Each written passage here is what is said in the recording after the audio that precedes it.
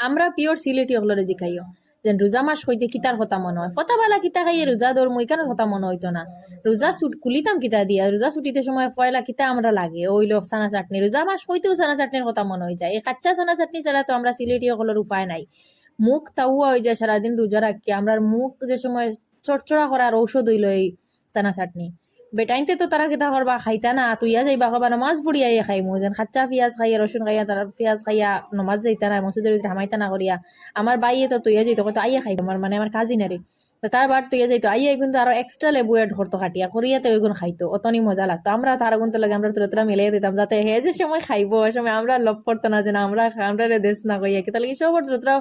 কয় চামচ খাইলে তারই গুণে যদি আমরা খাওয়াত লাগে যেতে তো হে খাইতে পারবো নি আমরা নিজের বার থেকে তুলি দিতাম যে হে নামাজ থেকে এই যে সময় খাইবো অত সময় আমরা অতটা খাইলাম আমরা বার থেকে হিসাব ওর বুঝোর আরে তো অত ওদের